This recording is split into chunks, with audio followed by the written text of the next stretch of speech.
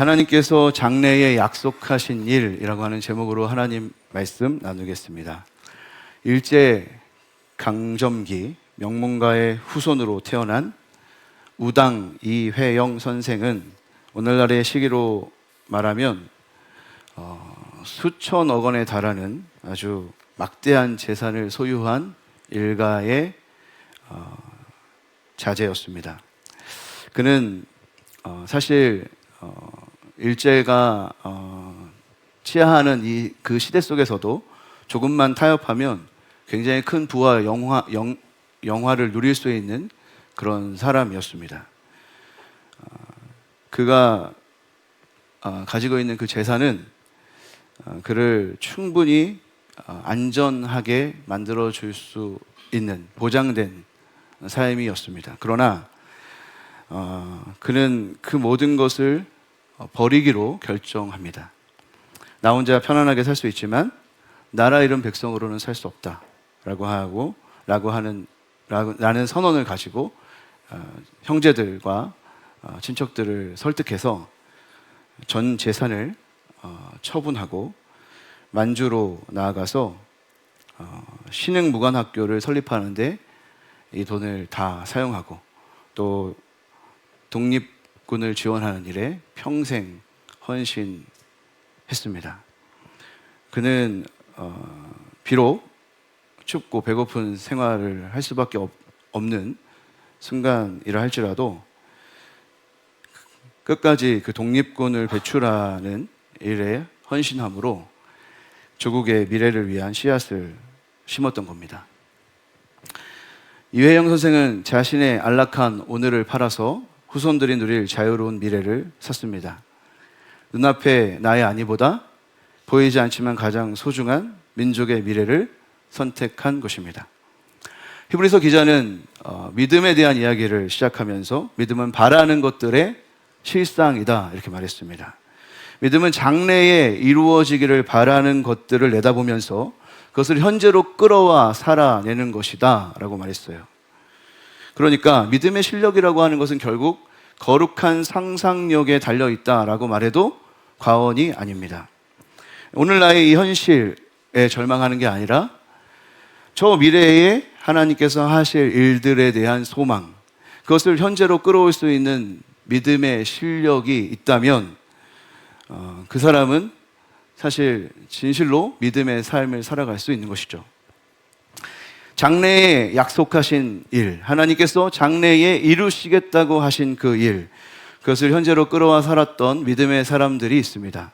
오늘 이삭, 야곱, 요셉의 믿음을 우리에게 소개하는데요.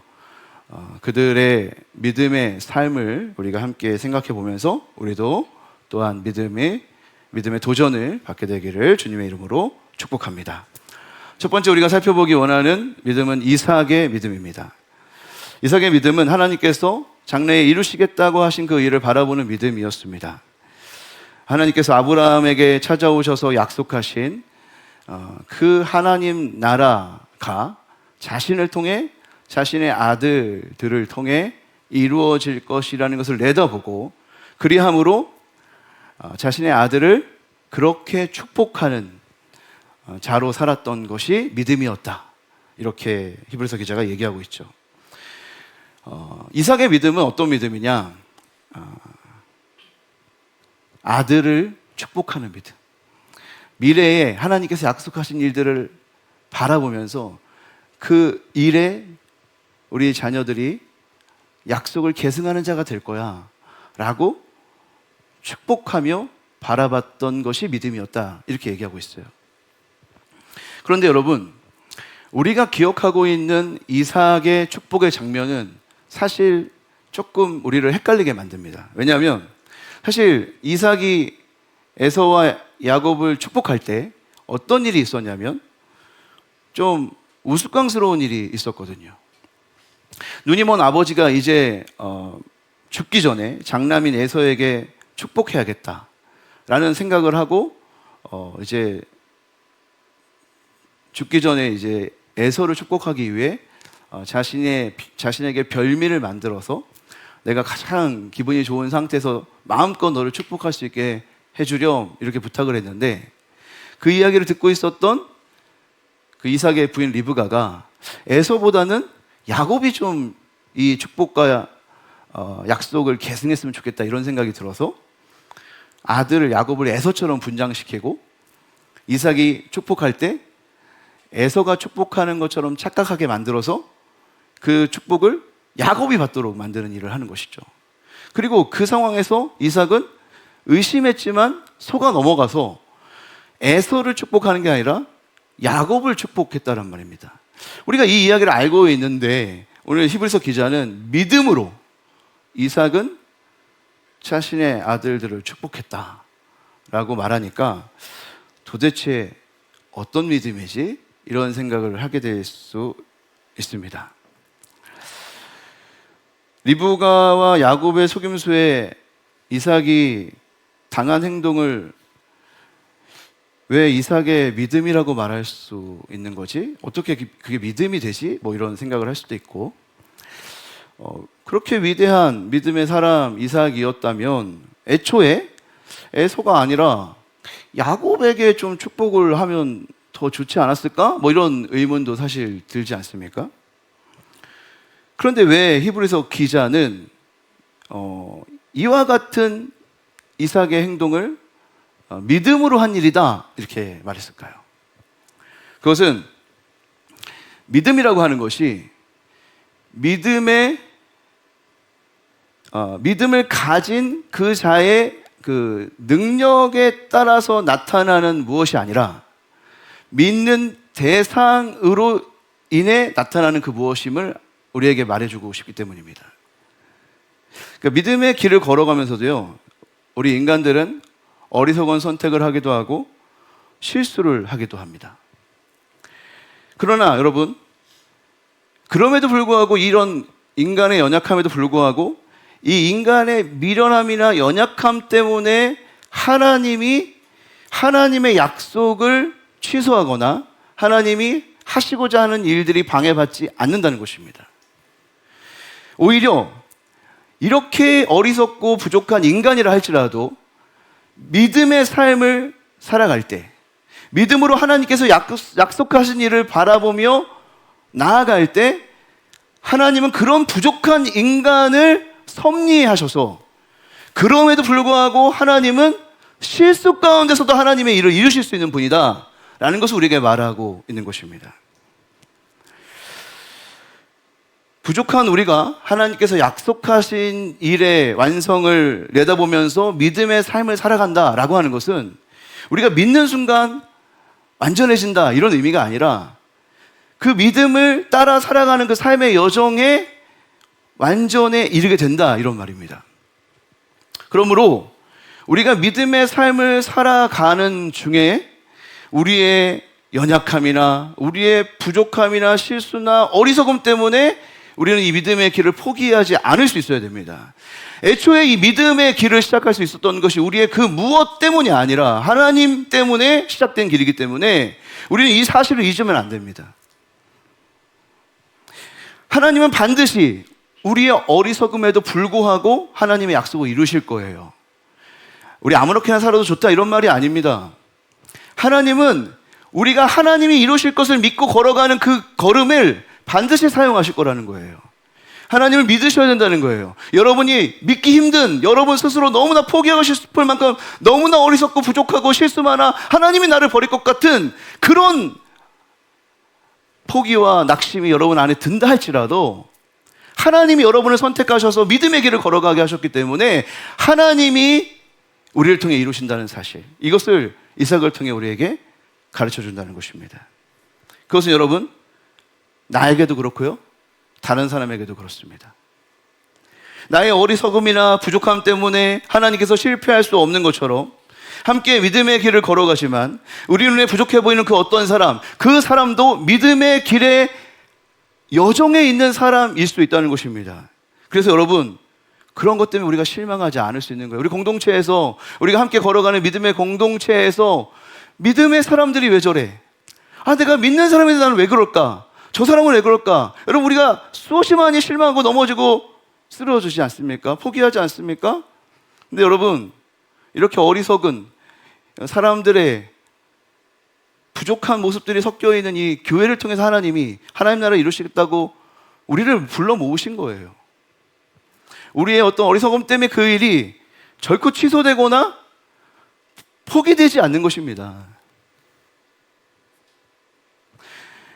우리가 해야 할 일은 여전히 하나님께서 우리에게 장래에 이루시겠다고 하신 그 일을 내다보면서 믿음의 삶을 선택하는 데 있어요.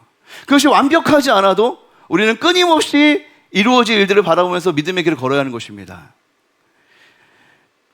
왜 그렇게 해야 합니까?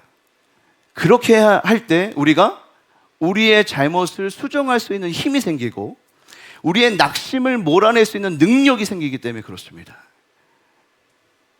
우리가 우리 자신을 포기하지 않아야 하나님이 우리를 포기하지 않고 인도하시고 우리의 부족함이 깎여 온전한 하나님의 사람으로 빚어질 수 있는 것이기 때문입니다. 그러니까 연약함에도 불구하고 여러분 포기하시면 안 돼요. 여러분이 실수토성의 삶을 살고 있다 할지라도 하나님을 믿는 일을 포기하시면 안 됩니다. 이삭의 믿음을 보면서 우리가 또 한 가지 발견하는 사실이 있는데, 이 장래에 약속한 일을 본다라고 하는 것은 생각보다 어떤 구체적인 그림을 보는 것이 아니라는 겁니다. 그러니까 하나님의 꿈을 계승할 자가 있다. 하나님은 아브라함을 통해, 이삭을 통해, 그리고 나의 자녀들을 통해 하나님의 꿈을 이루실 것이다 라는 것을 이삭이 믿었잖아요. 그런데 그 믿음 안에서, 그 내다보는 그림 안에서 하나님의 약속을 계승할 자가 야곱인지 에서인지 이삭이 정확하게 알 수 없었어요. 그렇죠? 그러니까 에서를 축복하고 싶었던 거 아닙니까? 이삭은 그냥 자연스럽게 생각한 거예요. 장자를 통해서 당연히 이 가문이 계승되고 하나님의 나라가 오겠지. 그냥 그 당시 사람들이 그냥 다 생각할 수밖에 없었던 대로 생각한 거예요. 근데 여러분, 이삭의 믿음이란 건 뭐냐면 이런 거예요. 자신이 그냥 생각했던 그림대로 하나님의 꿈을 이루시려고 하는 과정 속에 이러한 방식이겠거니 하는 자신의 생각이 있었잖아요. 그런데 그 일이 엉뚱한 일을 통해서 틀어졌어요. 자기는 에서를 축복하고 싶었는데 야곱을 축복하게 된 일이 일어난 거예요. 취소할 수 없는 이 축복권, 우리가 생각할 때는 그냥 축복기도 하나 해줬다 이 정도가 아니라 이것은 굉장히 법적 효력이 있는 축복권이거든요.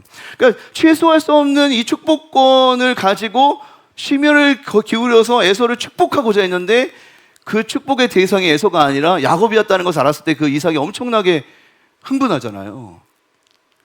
근데 이삭의 믿음은 뭐냐고요? 이삭의 믿음, 그것은 하나님이 이 일을 하시는가를 생각했다는 거예요. 하나님이 지금 섭리하시는가를 생각했다는 거예요. 이게 망쳐버렸어. 이거 하나님이 이렇게 하셔야 되는데 이거 다 망쳐버린 것 같아가 아니라 이 망쳐버린 것 같은 그림 안에 이것을 혹시 하나님이 하시는 게 아닌가 다시 생각했다는 겁니다. 그리고 생각했겠죠.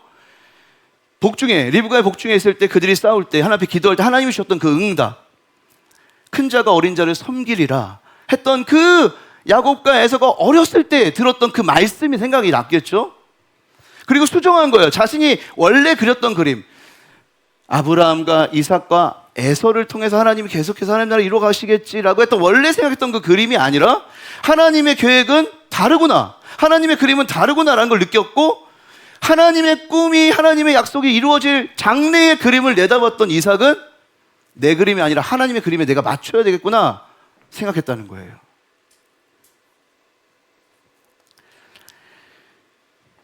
그 장래에 하나님이 이루실 일들을 의심 없이 바라보고 믿었기 때문에 여러분 자기 자신을 수정하는 겁니다. 내 그림이 너무 명확해요. 하나님은 이렇게 하실 거라는 그림이 너무 명확하면 자신을 수정할 수가 없어요. 하나님 왜 그렇게 하시는 거죠?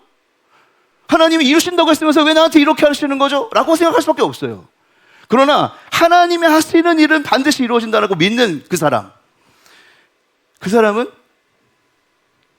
틀어진 것 같고 망쳐버린 것 같은 그림 안에서도 여전히 일하시는 그 하나님을 보고 느낄 수 있고, 하나님의 그림에 나를 오히려 끼워 맞춰서 순종하는 삶을 살 수 있다는 것입니다.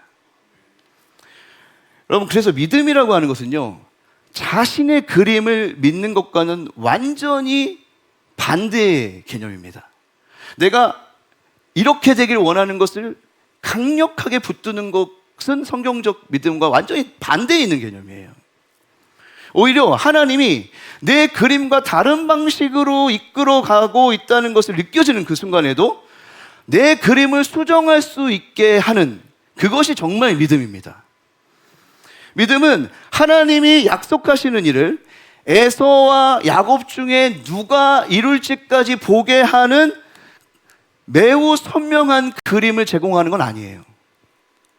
그러나 오히려 믿음은 하나님의 그림 안에서 하나님이 선명하게 보이는 그림이고, 믿음의 사람들은 그러니까 장래에 내다보며 장래를 현재로 끌어오는 그 삶 속에서 점쟁이처럼 무엇인가를 맞추는 삶이 믿음의 삶이 아니고, 성경적 믿음의 삶은 미래를 모르는 것 같은 그 흔들리는 그 삶 속에서 종처럼 하나님의 그 계획과 목적과 완성을 확실히 바라보며 순종하는 사람, 이 사람이 믿음의 사람이라는 겁니다.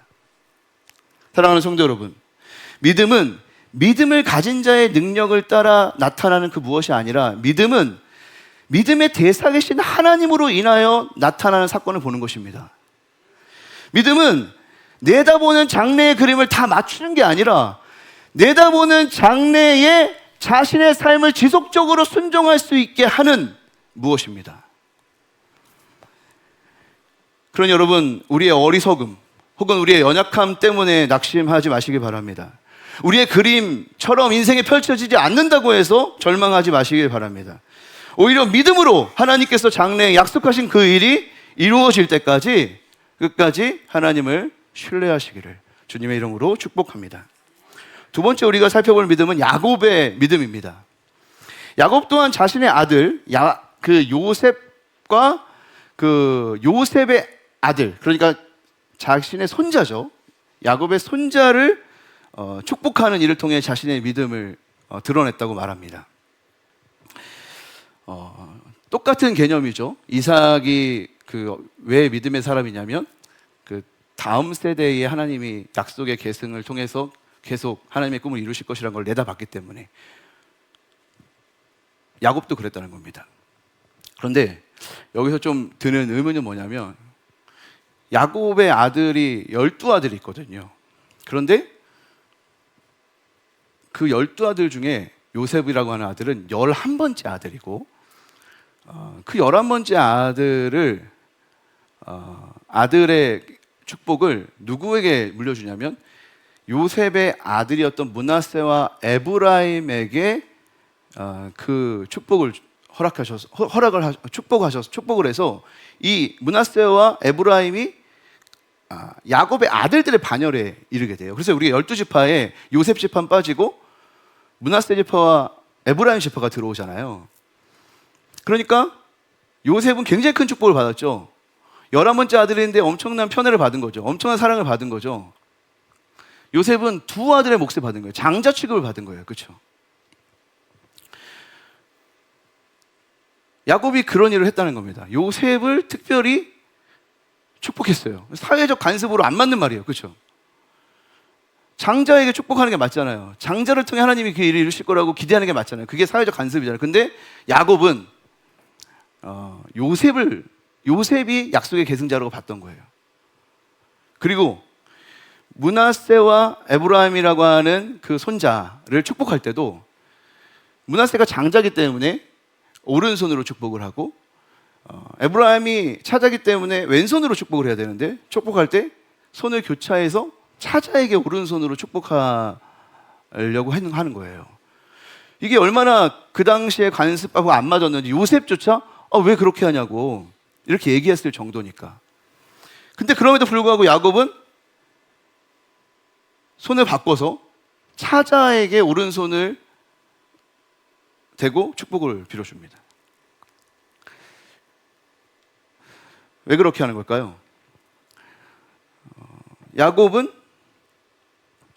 그 당시에 많은 사람들이 사회적 간섭이라고 여겼던 것에 휩쓸려서 그렇게 하시겠지 이렇게 하지 않은 거죠. 하나님이 하실 일들을 바라봤고 다른 사람은 이해할 수 없지만 하나님이 하실 일들을 기대하면서 요셉과 요셉의 아들이었던 므낫세 에브라임을 통해 하나님이 하실 일들을 기대했겠죠. 그래서 그 일을 한 겁니다. 누구도 이해할 수 없었어요. 그러나 하나님께서 하실 일들을 내다보면서 그 일을 했습니다. 야곱의 믿음이라고 소개되는 또 두 번째 이야기는 이건데, 그는 지팡이 머리에 의지하여 경배함으로 자신의 믿음을 드러냈다고 합니다. 근데 이 지팡이 머리에 의지해서 경배했다라고 하는 이 본문은 사실은 창세기 본문에서 찾아보면 어떤 본문을 가지고 얘기하는 거냐면, 야곱이 죽을 때 그 침대 머리에서 조차 하나님을 경배했다라고 했던 그 구절을 지금 따온 거거든요. 그러니까 원래 이 본문, 히브리어 본문은, 이 히브리서 기자가 인용하고 있는 히브리어 본문은 창세기 47장에서는 죽어가는 침상 머리에서도 하나님께 경배하였다라고 표현된 본문이에요. 그리고 의미는 이런 거죠. 죽어가는 그 순간에도 하나님을 경배했던 믿음의 사람이란 말이에요. 그런데 히브리서 기자는 지금 이 본문을 끌어와서 번역할 때 침상 머리라고 하는 이 단어를 어떻게 바꿨어요? 지팡이의 머리로 바꿨어요. 히브리서 기자는 왜 이렇게 번역했을까? 그것은 히브리서 기자는 이 번역을 통해서 뭔가 더 생생한 믿음을 표현하고 싶었던 거죠. 단지 야곱의 믿음이 죽어가는 그 순간에 또 하나님을 찬양했다라는 것을 넘어서서 야곱의 인생 전체에 하나님을 경배했다라는 것을 표현하고 싶은 거예요. 이 지팡이라고 하는 거, 그 야곱의 험악한 세월을 상징하는 거거든요. 그 지팡이 머리에 몸을 기댄 야곱의 모습을 생각해 보세요. 야곱이 다 늙어 이제 죽으려 하는 그 마지막 그 순간에 지팡이 머리에 기대어 있는 야곱을 한번 상상해 보세요. 그때도 하나님을 경배했다. 도대체 어떤 믿음의 속성을 이야기하고 싶은 거예요? 하나님은 야곱을 믿음의 삶을 살게 하셨는데, 야곱은 사실 그 믿음의 삶 속에서 험악한 인생을 살았다는 것을 우리에게 말하고 싶은 거예요. 그다지 순탄하지 않았던 삶, 맨날 속고 얻어 터지고 막 오해받는 그런 삶, 도망 다니는 삶, 평생 너무너무 고생하는 그런 삶이었대요. 죽어갈 때도. 그런데 그 지팡이 머리에 몸을 기댄 그 죽어가는 마지막 순간에도 하나님을 경배했던 사람, 그가 야곱이었고 그가 믿음의 사람이었다, 이렇게 말하는 겁니다. 그리고 결국 사실은 이거는 뭐 우리가 이거 오역이다 이렇게 생각할 수 있는데, 오역이 아니라 그 히브리어가 가진 그 특징 때문에 그런 거예요. 그러니까 그 자음만 사용하거든요, 히브리어는. 근데 거기에 어떤 모음을 붙이느냐에 따라 침상이 될 수도 있고 이게 지팡이도 될 수 있는 이제 그런 해석의 어떤 자유로움이 있기 때문에 사실 히브리서가 이런 번역을 통해서 그 지금 설교하는 그 독자들에게 좀 더 풍성하게 이 믿음의 삶을 소개하고 싶었던 거죠. 그래서 포인트는 뭐냐면 믿음이라고 하는 게 녹록치 않은 이 현실에서, 또 그런 삶을 살아가는 여정 속에서 또 이 사회적 관습이 정말 무시하기 힘든 우리의 현실에서도 믿음이라고 하는 것은 작동 가능하다, 이런 걸 보여주고 싶은 거죠. 그러니까 단지 그냥 죽어갈 땐 꼭 믿어야 돼 이 말이 아니라, 정말 믿기 어려운 우리의 현실에서 눈앞에서는요 믿음의 삶을 살아간다는 것이 결국 가능하지 않아 보이는 그 현실에서도 믿음은 가능하고 그 믿음은 작동한다, 야곱을 통해 우리에게 알려주고 싶은 겁니다. 마지막 요셉의 믿음도 한번 살펴볼게요. 요셉은 어떤 믿음을 소개하냐면, 애굽에서 죽을 때, 똑같이 애굽에서 죽을 때, 애굽의 총리였잖아요 요셉이. 근데 애굽에서 죽을 때 형제들에게 이런 이야기를 하는 거예요. 나는 죽을 것이지만 하나님은 여러분들을 약속하신 땅으로 언젠가는 돌려보내실 것입니다. 그럼 그때에 나의 해골을, 나의 시체를 그 고향 땅에, 그 하나님이 약속하신 그 땅에 묻어주시기를 바랍니다. 이렇게 부탁하고 죽었다는 거예요. 이게 요셉의 믿음이래요. 근데 여러분 보세요. 요셉은요, 성경에 굉장히 많이 그 요셉에 대한 기록이 있을 정도로 엄청 재밌는 얘기들이 많잖아요. 만약에 우리가 기자예요. 히브리서 기자예요. 요셉의 믿음을 소개하려고 한다면 정말 소개할 만한 이야기가 참 많잖아요. 대표적으로 무슨 이야기가 있을 수 있을까요? 보디발의 아내가 유혹을 했어요. 근데 그 유혹을 뿌리치고, 그렇죠? 너무 대단한 거잖아요. 그 유혹도 뿌리쳤던 그 요셉의 믿음, 이런 거 소개할 수 있을 것 같잖아요. 한편으로는 총리가 된 요셉, 감옥에서 죄수로 살아가던 요셉, 이방인으로서 객으로서 감옥까지 갇혔던 그 죄수가 믿음으로 총리가 되었다. 뭐 이런 것도 사실 믿음의 사람이라고 소개할 수 있는 아주 좋은 스토리가 되잖아요. 그런데 굳이 히브리서 기자는 요셉의 믿음을 설명하기 위해 선택한 이야기가 뭐냐? 죽을 때 자신의 유골이, 자신의 시체가 이 땅에 묻히기 원치 않고 하나님이 약속하신 그 땅에 묻히기를 원해요 라고 말했던 거, 하나님이 장래에 이루실 일들을 바라봤던 그 믿음을 소개하고 있다는 거예요. 왜 그렇게 했을까요? 무슨 이야기를 하고 싶은 걸까요? 요셉의 믿음은요, 그가 지금 애굽의 총리로서 성공과 부귀영화를 누리고 있는 사람이지만 그것보다 이루어질 장래의 하나님의 약속이 더 사모됐던 믿음이었다는 걸 말하고 싶은 거죠.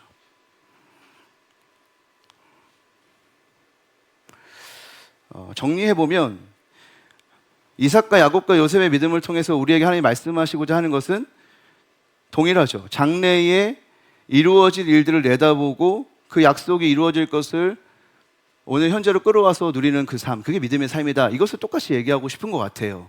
그런데 여러분, 각각 이삭과 야곱과 요셉을 통해서 그런 삶, 그런 믿음의 삶의 현실에 일어날 수 있는 일들이 많이 있다라는 것을 우리에게 소개하고, 그 현실 속에서도 이 믿음이 작동한다, 이제 우리에게 그걸 얘기해 주고 싶은 거죠. 우리는 우리가 처한 현실에서 장차 이루어지는 일들을 바라보면서 믿음의 삶을 살아가는 동안 일어날 수 있는 많은 이들을 통해서 배우게 되는 겁니다. 믿음 안에서 살아가는 삶의 여정에도 미련하고 부족해 보이는 그런 일들이 일어날 수 있다는 것을 이삭이 보여주고 있고, 어떤 경우에는 믿음을 가지고 살아가는 삶에도 평범하게 사는 것조차 사치일 만큼 더 험악하고 고된 삶을 살아야 하는 인생도 있다는 것입니다. 또 어떤 믿음 안에서는 기가 막힌 역정과 성공을 이루는 삶이 있을 수 있지만 그것보다 하나님 나라를 더 사모하게 되는 놀라운 일이 있다는 것을 요셉을 통해 우리에게 알려주는 겁니다. 우리는 하나님에 대한 잘못된 믿음을 가지고 살아갈 때가 많습니다. 우리가 믿는 믿음은 가끔 좀 이상해집니다. 우리는 자꾸 내가 되기 원하는 그림, 내가 그리는 그 그림이 이루어지기를 바라기 때문에 우리의 믿음은 자꾸 왜곡됩니다. 그래서 우리는 끊임없이 우상을 만들어내는 겁니다. 그래서 우리의 마음을 위대한 신학자들은 우상을 만들어내는 공장이라 이렇게 말하잖아요. 우리의 마음이 원하는 것들을 계속해서 성취하고 싶기 때문에 그것을 이루어질 수 있다고 믿게 하는 그 무엇이든지 우상을 만들어서 섬긴다는 거예요. 성경에서 참 슬픈 이야기를 꼽자면 많은 이야기를 꼽을 수 있겠지만, 저는 회당장 야이로의 딸을 구하러 가는 길에 만난 이 12해를 혈루증으로 앓던 여인을 예수님이 고쳐주던 그 이야기는 참 슬픈 이야기로 저는 생각해요. 회당장 야이로라고 하는 사람이 예수님이 부탁을 한 거예요. 자기의 딸이 죽어간다고 좀 고쳐달라고. 그래서 이제 고쳐주러 가는 길이었어요. 시급한 거예요. 그런데 사람들이 예수님을 만지기만 해도 낫고, 예수님이 너무나 어려움들을 해결해 주시는 분이라는 것을 소문이 나가지고 막 군중들이 막 몰려드니까 이 신속하게 걸어가는 발걸음이 자꾸 빨리 안 되는 거예요. 더욱이 그 12해 동안 혈루증을 앓아서 너무나 고통스러웠던 그 여인이 예수님이 지나간다는 소식을 듣고 그 군중 속을 파고들어서 예수님을 옷깃을 잡는 거죠. 근데 너무나 놀랍게 이때 혈루증을 앓던 여인이 고침을 받습니다. 너무나 놀랍죠.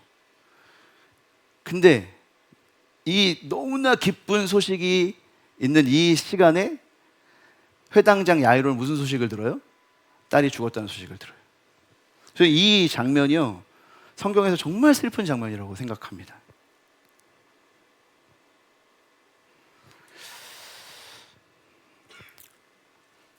여러분은 장래에 어떤 일이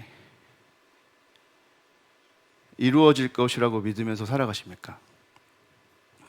여러분은 장래에 하나님이 어떠한 일들을 이루어 주실 것이라고 믿고 사세요? 어떤 그림을 그리십니까? 그 꿈이요, 여러분을 정말 행복하게 하나요? 여러분이 정말 그리는 그 그림이 여러분을 행복하게 하나요? 저는요, 이 그림이 슬픈 이유는 한 사람이 정말 말로 다 할 수 없는 기쁨을 얻는 그 순간에 누군가는 말로 다 할 수 없는 슬픔을 겪고 있다는 사실이에요. 우리가 우리의 인생에 가장 행복하고 가장 좋은 경험을 한다 할지라도 이 인생이 누군가는 슬퍼질 수밖에 없는 인생을 살아간다는 거예요. 너무 이상하죠? 내 기쁨은요, 누군가의 슬픔을 대가 지불해야만 주어지는 거. 여러분, 우리가 이런 세상에 살고 있는 거예요. 그러니까 이 세상에서 기쁠 수 있다는 건요, 참 아이러니한 겁니다. 사실 가능한 일이 아니죠.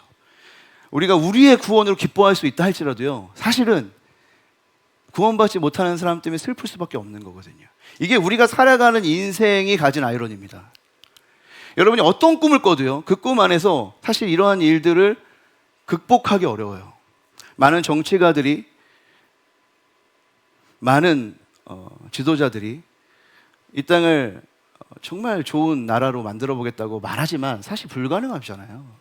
여러분, 그런 꿈이 꿔집니까? 모두가를 행복하게 해줄 수 있는 나라가 정말 꿈꿔집니까? 그 일이 가능해요? 정말 그 일이 가능하면 우리가 행복할걸요? 그 일이 가능하다고 믿으면 행복할걸요? 그러나 그렇지 않잖아요. 우리가 살아가는 현실은 그렇지 않아요. 누군가가 행복하면 누군가가 슬퍼지게 돼 있습니다. 누군가가 행복하면 누군가는 반드시 눈물 짓게 돼 있습니다. 그것이 우리가 살아가는 인생이기 때문에 우리가 어떤 그림을 그려도요, 우리가 어떠한 그림을 그리고 살아간다 할지라도 여러분, 우리는 100% 만족하는 삶을 살 수 없어요. 그러니까 우리는 그런 꿈 안 꾸죠. 그냥 현실에 맞춰 꿈꾸죠. 그냥 남들보다 조금 행복한 삶, 남들보다 괜찮은 삶, 이 정도 꿈을 꾸는 겁니다. 근데 여러분, 이것은 이루어도 우리를 만족시킬 수 있는 꿈이 아니에요. 하나님이 여러분에게 약속하신, 우리 모두에게 약속하신 그 하나님의 그림이 뭐냐고요. 여러분, 그것을 꿈꾸고 있냐고요. 만약 그것을 꿈꾸면 우리는 행복할 수 있습니다. 완전히 행복할 수 있어요. 왜냐하면 하나님이 그린 그림은 뭐냐면, 그 하나님의 그림 안에는 우리가 상상할 수 없는 모두를 행복하게 하는 그림이 하나님의 그림에는 있거든요. 여러분, 천국에 대해서 예수님이 뭐라고 말합니까? 천국에 대해서 여러분, 우리가 알고 있는 게 뭐가 있어요? 도대체 천국이 도대체 어떤 곳이에요, 여러분? 천국에 대해서 우리는 항상 비유로 듣고 애매하잖아요. 근데 강조하는 게 있어요. 그것은 기쁨의 나라입니다. 그것은 슬픔이 없는 나라예요. 모두를 행복하게 하는 나라예요. 그 분명합니다.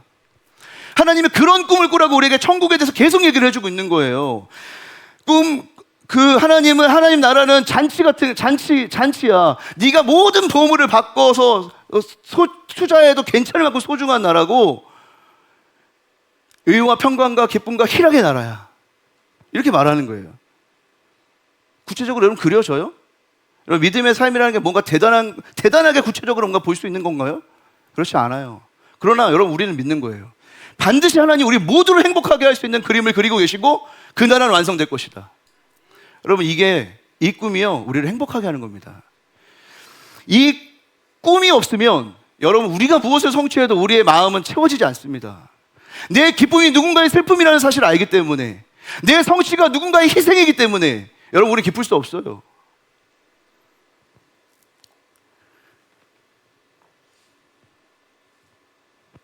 하나님이 꿈꾸게 하시는 꿈은 어리석은 우리의 모습, 척박한 현실, 세상의 화려한 영광과 유혹도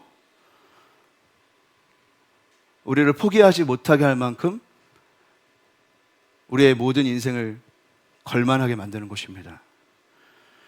여러분의 장래의 그림은 무엇이 있습니까? 하나님은 장래에 무엇을 여러분에게 약속하셨습니까? 말씀을 정리하겠습니다. 우당 이회영은 이런 말을 남겼습니다. 이루고 못 이루고는 하늘에 맡기고 사명과 의무를 다하라. 이 말을 좀 곱씹어 보면 어쩌면 이 사람은 미래를 내다보지 못한 것처럼 느껴지기도 합니다. 그 꿈이 이루어질지 안 이루어질지를 확신하지 못한 것 같은 느낌. 그러나 그는 누구나 행복한 세상, 누구나 평등한 대우를 받는 세상을 꿈꾸며 살았고 엄청난 대가를 지불하면서 살았습니다. 그의 일화 중에 제가 정말 감동했던 이야기는 그는 어릴 때부터 자신의 집에 있었던 노비들에게 존댓말을 하는 사람이었다는 것이에요. 자신이 꿈꾸는 나라는 모두가 누구나 평등하게 사는 나라이기 때문에 그 나라를 꿈꾸는 그 어린 아이는 노비에게도 존댓말을 했다는 거예요. 참 저는 감동했어요. 하나님의 장래에 약속하신 일을 믿는 사람, 하나님 나라의 완성을 바라보는 사람, 우리가 그것을 믿는다면 우리의 믿음의 삶은 도대체 어떻게 돼야 될까?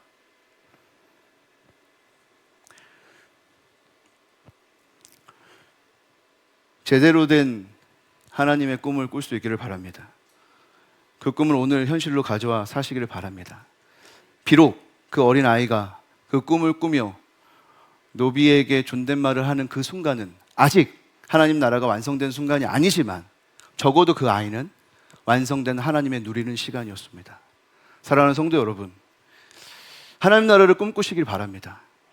그리고 그 나라를 오늘 여러분의 삶의 현장에서 살아내시고 천국을 피부로 경험하는 그런 놀라운 천국 백성 되시기를 주님의 이름으로 축복합니다.